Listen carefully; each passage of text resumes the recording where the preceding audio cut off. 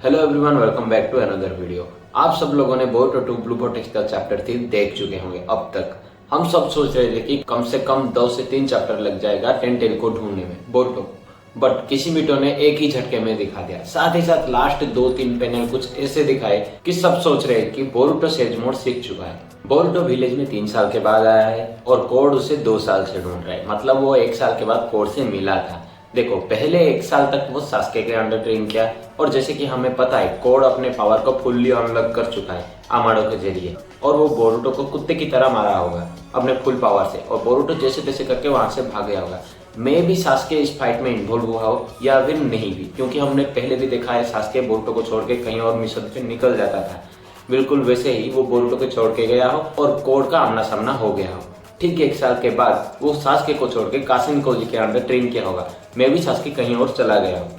अब इसमें 2 थ्योरी निकलते आ रहा है। पहला थ्योरी जो ज्यादा चांसेस नहीं है, फिर भी बता रहा हूँ। फिलहाल चैप्टर 3 में हमें जो तोड़ देख रहे हैं वो डायरेक्ट कासिन कोजी का ही है, मतलब बोरुटो का समन किया गया नहीं है। वो बोरुटो को डायरेक्ट हेल्प कर रहा है टेंटेल को ढूंढने में। देखो, बोरुटो टोड समनिंग का कॉन्ट्रैक्ट नहीं साइन किया हुआ। अगर करता तो वो डबल टोड इस्तेमाल नहीं करता, एक जो कोड के पीछे है और दूसरा अपने गर्दन के पास रखा हुआ है।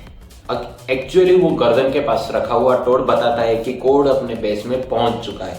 अगर वो कॉन्ट्रैक्ट साइन करता तो वो डायरेक्टली टोड के जरिए देख सकता था, जैसे कासिन कोजी देख रहा था। बट ये भी हो सकता है कि कासिन कोजी बस एक मॉडिफाइड क्लोन है जिराए का, जिसे अमाडो ने बनाया था, इसीलिए वो डायरेक्टली देख रहा था। बट बोरुटो वैसा मॉडिफाइड नहीं है। ये थ्योरी ज्यादा चांसेस नहीं है, फिर भी बता रहा हूँ क्योंकि कासिन कोजी भी जिगन के अगेंस्ट ही था। अब है सेकंड थ्योरी की जो ज्यादा चांसेस है। देखो, बोरुटो कासिन कोजी के अंडर ही ट्रेन हुआ था ताकि जिगन के काम के बारे में जाने के लिए और अमाडो के टेक्नोलॉजी किस हद तक गुजर सकता है, और साथ ही साथ खुद को स्ट्रॉन्ग बनाने के लिए। देखो, बोरुटो 2 साल के लिए टोटली अंडरग्राउंड हो गया था और आइडा भी प्रॉमिस किया था कि उस पर नजर नहीं रखेगा जब तक वो विलेज में वापस ना आ जाए। फैन थ्योरी के हिसाब से अगर बोरुटो टाइम ट्रैवल किया था तो सेम टाइम में ही रिटर्न हुआ होगा। देखो, अगर बोरुटो 2 तारीख को 3 बजे अगर पास्ट में गया था तो 3 बजे 15 मिनट पे रिटर्न हो गया होगा, या फिर 4 बजे। वो पास्ट को एक्सपीरियंस करने के लिए प्रेजेंट कभी भी वेस्ट नहीं करेगा। बट उसके पास पास्ट में बहुत टाइम है, वो कहीं भी जा सकता है, कितना टाइम भी रह सकता है, कुछ फर्क नहीं पड़ने वाला है। अगर ऐसा होता है तो बोरुटो 2 साल तक कहाँ छुपा था? एक्चुअली बोरुटो टोड माउंटेन गया था, जैसे नारुतो सेज मोड सीखने के लिए टोड माउंटेन गया था, बिल्कुल वैसे ही वो भी गया होगा, या फिर कासिन कोजी कहीं और भेजा होगा उसे ट्रेनिंग के लिए। Boruto same sage mode technique सीखा होगा, मे बी कासिन कोजी उसे पर्सनली ट्रेन किया होगा। वो कॉन्ट्रैक्ट भी साइन किया है और विलेज में एक टोड छुपा के रखा था।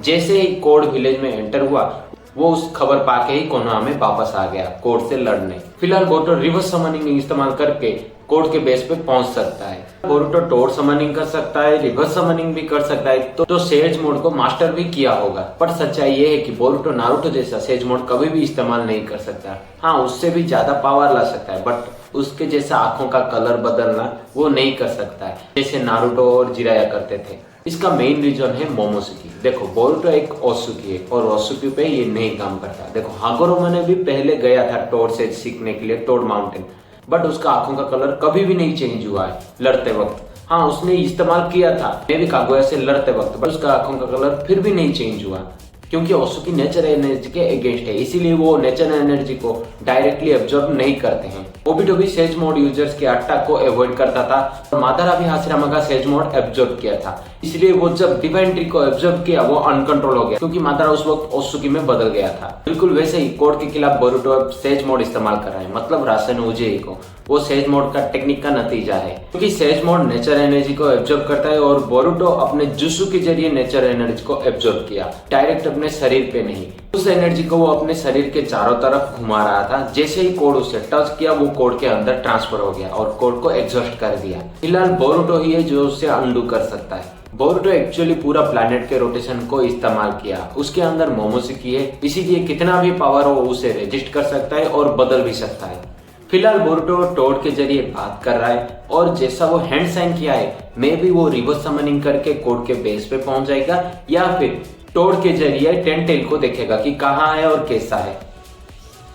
और इन दोनों में से एक भी काम बोरुटो कर सकता है, तो बोरुटो टोड कॉन्ट्रैक्ट को साइन किया है।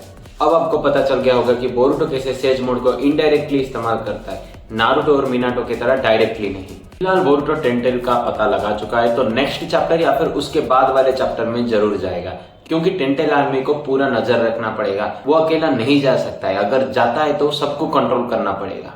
उम्मीद करता हूँ वीडियो आपको अच्छा लगा होगा और आगे बहुत इंटरेस्टिंग वीडियो आने वाला है। उससे पहले आप सब्सक्राइब कर लो और तब तक के लिए